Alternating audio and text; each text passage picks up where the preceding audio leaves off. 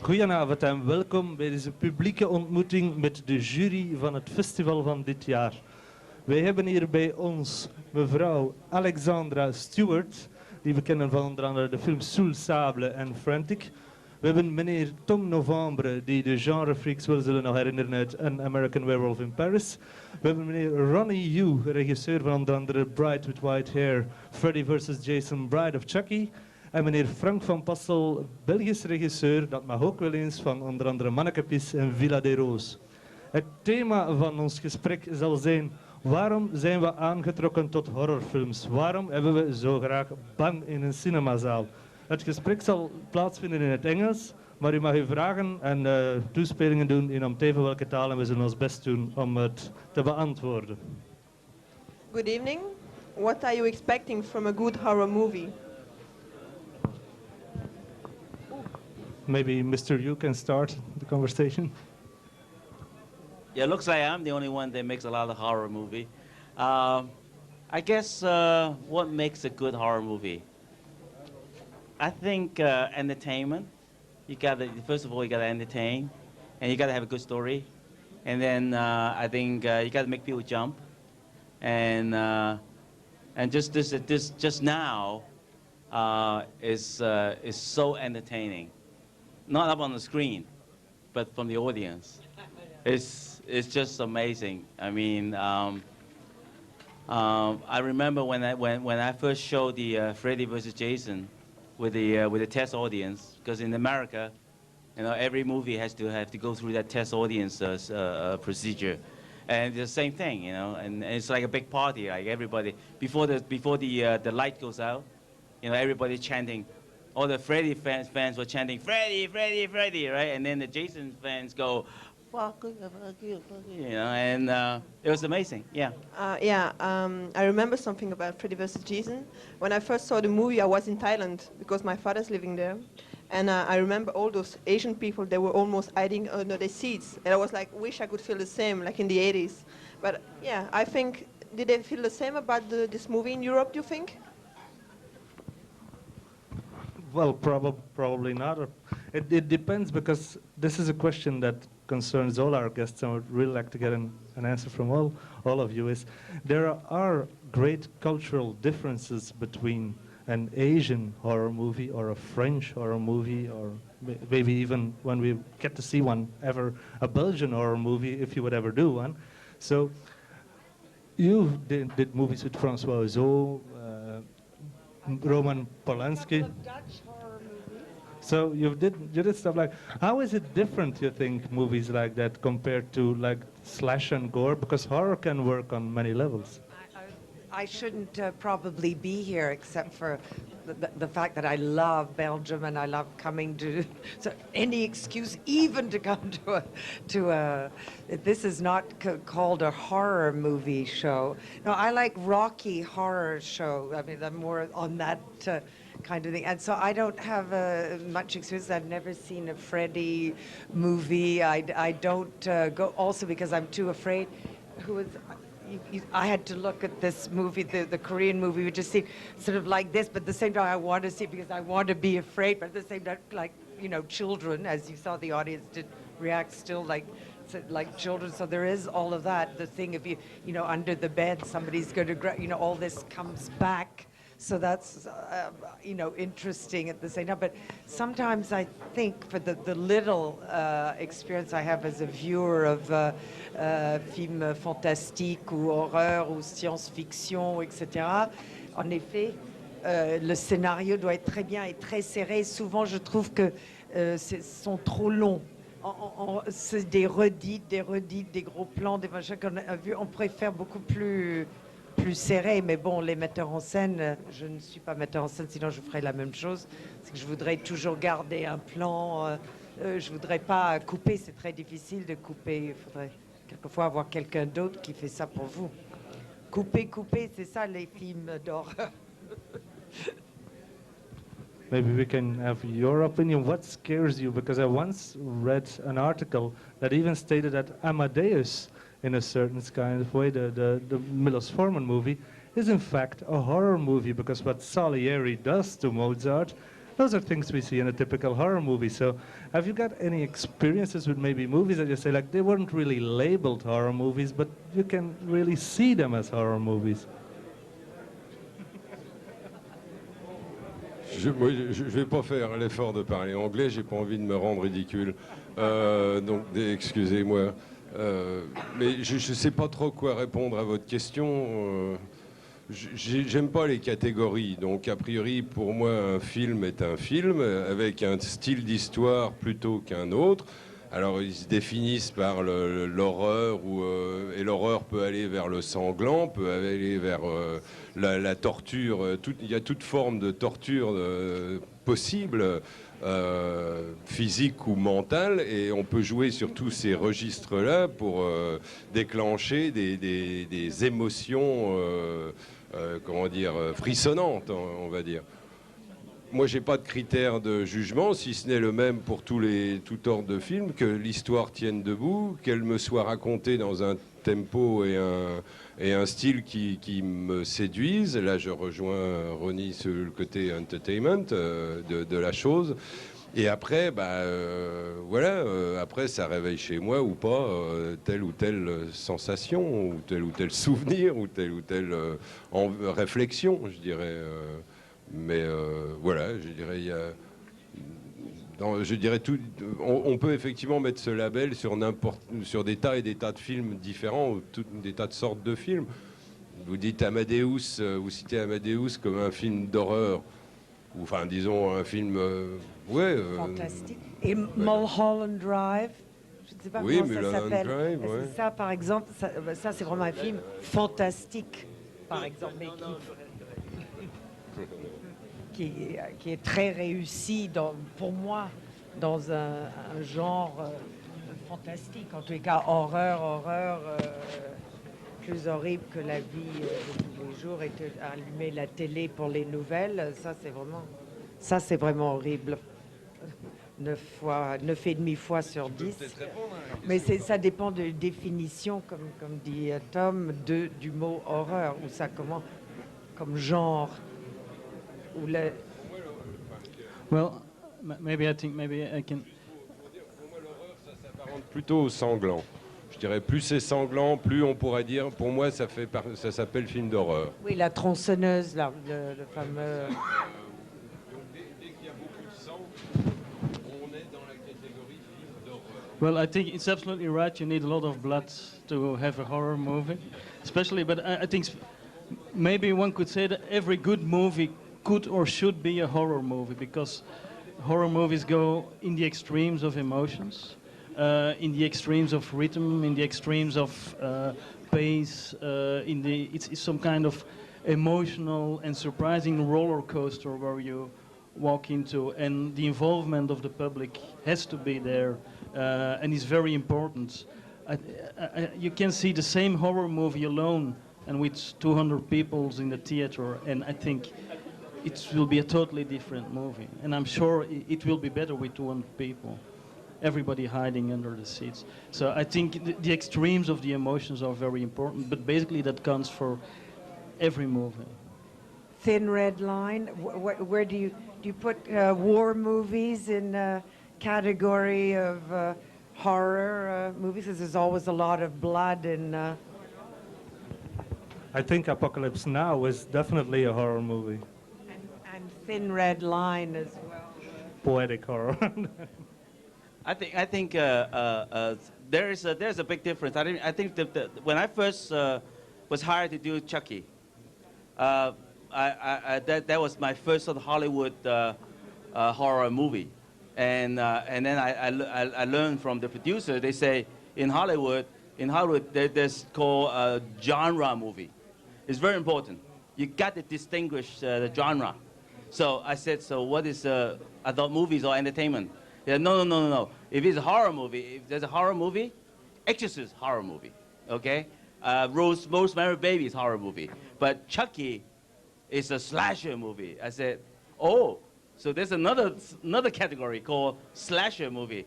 So what is slasher movie? Slasher movie is like there's enough jump and enough gore, enough blood, uh, a bit silly, but that doesn't matter because the audience does not go for that sort of dramatic or character development. They just want to get the sensation of seeing people get chopped up, people seeing get suffer, you know. But for me, coming from Hong Kong, is a little bit different. In Hong Kong, we always like mix match genre. You know, in a horror movie, we can put action. If you look at Jackie Chan's movie, there's also blood, you know, and there's humor. You know, we just look at it, all movie as one thing, is entertainment. Is entertainment. So that's why in Hong Kong it's a bit different. We mix match. And also that's why when I sort of like get my chance to work in Hollywood, I sort of try to, you know, slowly, without they knowing it, so inject that mixed genre into it. So if you look at Chucky, look at Freddy, they also have a lot of humor, and then there's a lot of action. You know, I think that's very important.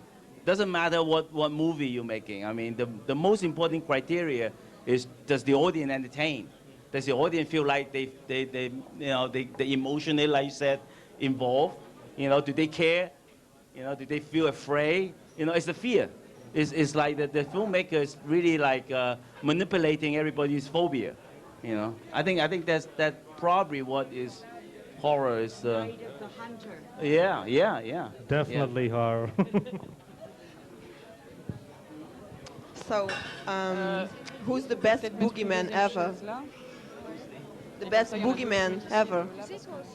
Who is your best boogeyman? Who scares you most? And we're talking movies, not politicians. We know who the politician is. The scariest. As a very young child, I don't know what the name of it is but it's from a famous Dickens novel called Great Expectations. English. Always that. In fact, they after regretted at this school where I was, where they showed it, that I was too young to have seen it because it just gave me nightmares. Because with witch in the cemetery, I just always have this image. So that is the first one. And of course, the from Blanche-Neige, the you know, mirror, mirror on the wall, who is the fair? I'm now ready for the role of this terrible queen that scared me so much as a child. Voilà.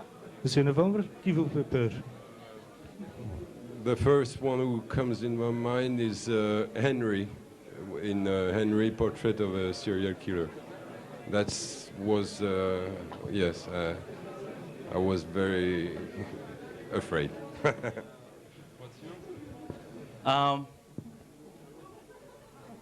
For me, I don't have that I can't even sort of put my hand on and boogeyman because it's all fake. I know that, like, you know, in the movie they're all fake, right? But what scares me, I think, is the daily reading newspaper. Yeah. It's just that Tom just told me, and Frank just told me, you know, my new friend here in Brussels, about this case in Brussels. This man, children killer, the child killer. I mean, for me, that is the horrific, you know, because it's real. It's not like, you know, make believe, and I think that is horrible. That is horrible, you know. Yeah. What can I say more? Yeah, no, especially I don't especially have one character that frightens me. All the Hitchcock movies frighten me, but and what you say, Harry and Mickey Veut du Bien was one of the most frightening characters. Harry, c'est Henry. Ah, Henry. Oh, okay. I was yeah, okay. Vous l'avez vu? Okay, oui. Henry, portrait d'un serial killer. Oh, Henry. But Henry. I was wondering That's what I said, with the yeah. police. characters like Harry, especially the very mediocre normal people who certainly get that little switch and then become serial killers, like the truth. That's what I mentioned, Henry. It's the same thing you said. Zijn misschien al vragen in het publiek? Est-ce qu'il y a des questions dans le public pour le jury? No?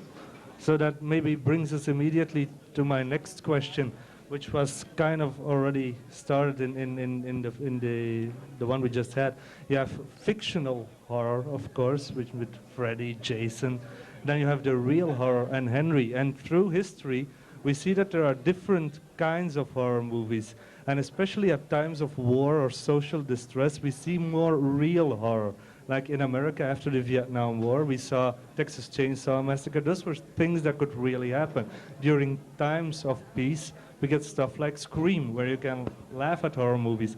Now after 9/11, we again get remakes of Dawn of the Dead, Texas Chainsaw Massacre. We go back to the real horror. Where do you think this is going to lead cinema? Is it going to get even worse in theaters, or are you going to go back to the humor? And especially for Mr. Van Passel, in Belgium, are we ever going to see a movie like that? Do you think it's possible that a commercial, viable movie like that will ever be made in Belgium? Yeah, I'm absolutely sure it's possible to make it in Belgium, and it will be made in the near future. I know that some people are busy with it, and I think, to answer your first question, it's a logical answer on, I think, a social feeling. And I suppose this kind of movies will come up at certain moments and go down and come up. I think it's some kind of a wave which will always be coming back, luckily, and which gives an answer to real social problems. So a typical example, I think, of that film is Invasion of the Body Snatchers. We saw it in the 50s when we were afraid of the commies. We saw it in the 70s when we were afraid of Vietnam. We saw it again in the 80s when we were basically afraid of ourselves. If they would make Invasion of the Body Snatchers now, we would be afraid of who? Of David Cronenberg. He's such a nice man.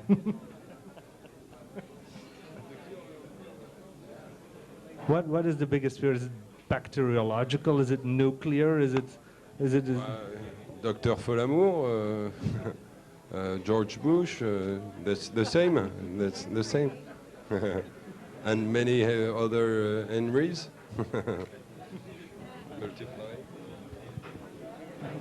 I think people always afraid of the unknown. I think that is a very good subject, you know, as a film, as a horror film, as a thriller, whatever. I mean, look at Jaws. You know, before that, you know, nobody really care about, you know, sharks. But after Jaws, you know, then everybody thought, wow, you know, sharks and kill people, and that's unknown. You know, I think always people are afraid, like, you know, UFOs is unknown. So that's why I think that's a good subject, always a good subject, the unknown factor. Yeah. Le film de Jacques Tourneur, c'est pas le félin, mais Cat People? Then we were afraid of Nastassja Kinski in the remake.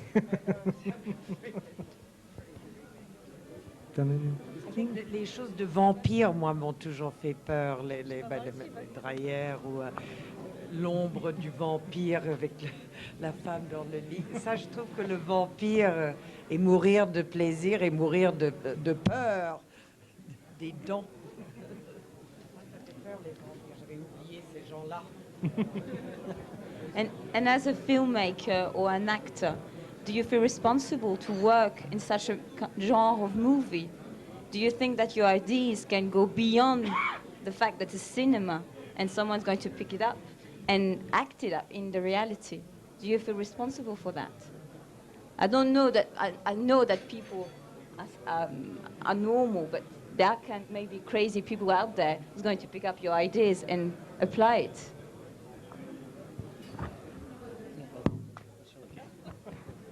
Well, to answer your question, I think just speaking for myself, you know,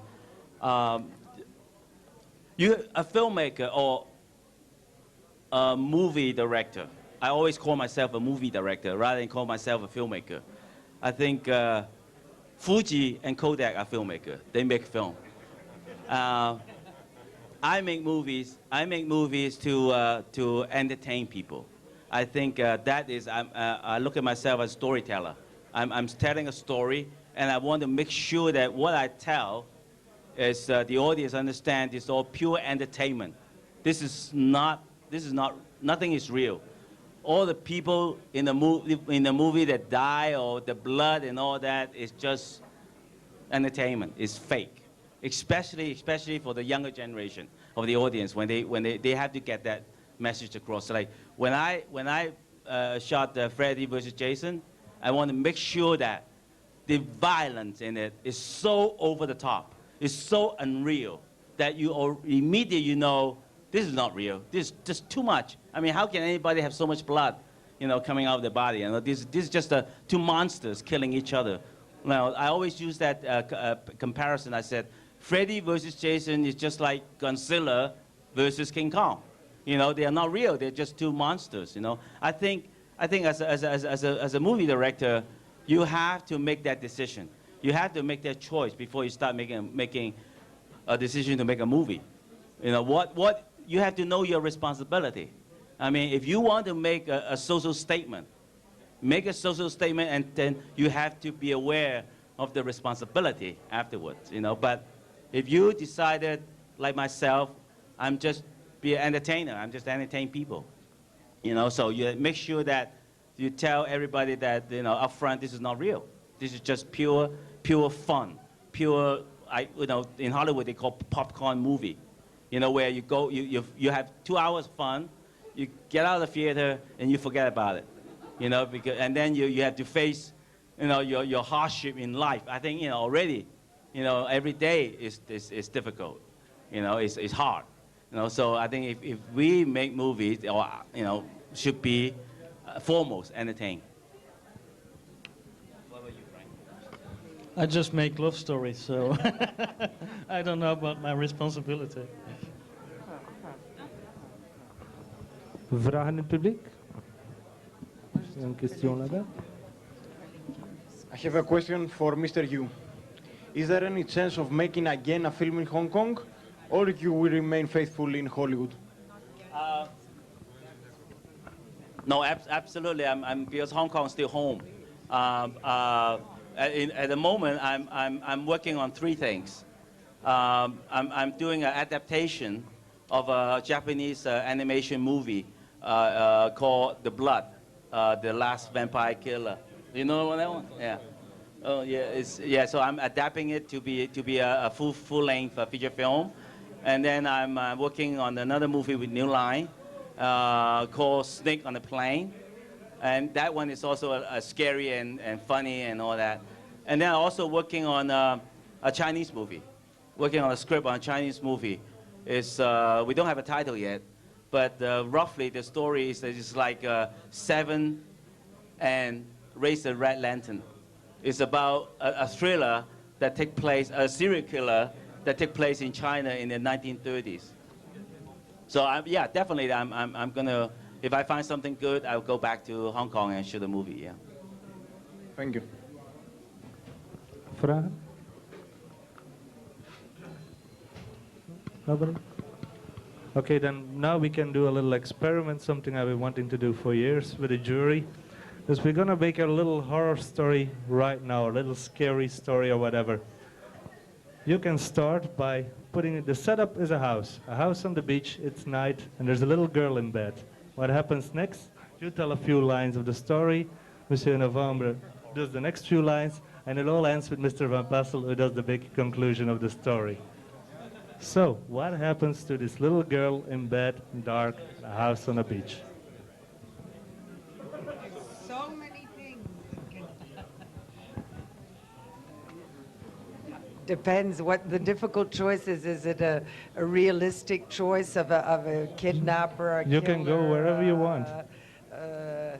Somebody who maybe somebody that the wind starts howling, the sea starts crashing, and suddenly in the middle of this, somebody arrives in this house to take, comment se dire, pour sortir des éléments déchaînés. I can't even remember in English, in French, It's a little difficult to get. Do it in Chinese. Sanskrit. En tous les cas, mais oui, c'est quelqu'un qui veut se cacher dans la maison, qui lui-même est en train d'échapper à des gens qui le poursuivent. Okay. Et voilà, donc il cherche à se cacher et il ouvre une porte. Et il tombe sur cette jeune fille, petite fille, je ne sais pas, 8 ans, 9 ans, en train de dormir. et qui tout d'un coup se réveille en hurlant, en entendant qu'il y a quelqu'un dans sa chambre. So there's an escaped convict or something in the house. The little girl gets awake and wakens in her bedroom, sees the guy, and she Scream. She scream. Yes, and she screams and she takes her knife under her pillow and she hit him because she's in a dream, in fact, and she's dreaming of her father because a long time ago. Her father, oh yeah, her father. It's your turn. We're influenced by the movie. Thank you, Tom. So it's his father. His father is a bad guy. Time ago. Okay, long time ago, his father is a truck driver. He's a truck driver, and then that's why, and then he's divorced. So the little girl always like there's no mother in the house, and always like left by herself in the room, and yeah, 20 years, right? And then she have all this fantasy about man. Because his father is a truck driver, and his father has all these buddies, drinking buddies, come to the house. So this little girl is polluted. Her mind is totally screwed up. Thank you very much. and now for a devastating finish. So this 20-year young little girl she runs away for the guy hiding in the house. There's a big closet standing in her room. She opens the closet, and there's a whole family of South Korean actors in the closet with knives, killing the little girl, and that's the end of the story. that could definitely work. The closet case, yeah. Come out of the closet, please. Encore des questions? Last round. Then maybe the standard last question, your favorite project question. This is a question for everybody.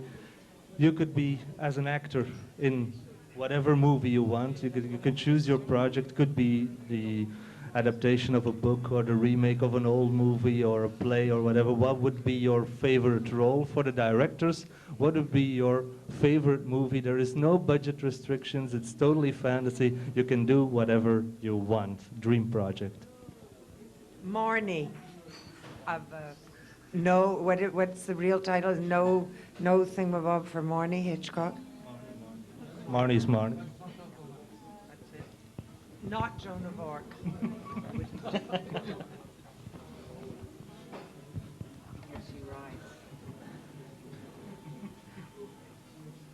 Kane, Citizen Kane.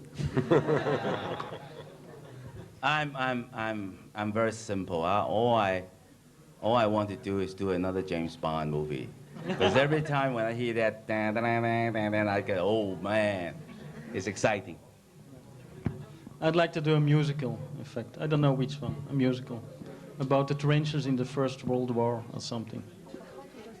And they're all dancing, right? They're all dancing, of course. Rather than shooting Yes, each other. absolutely, Good. yeah.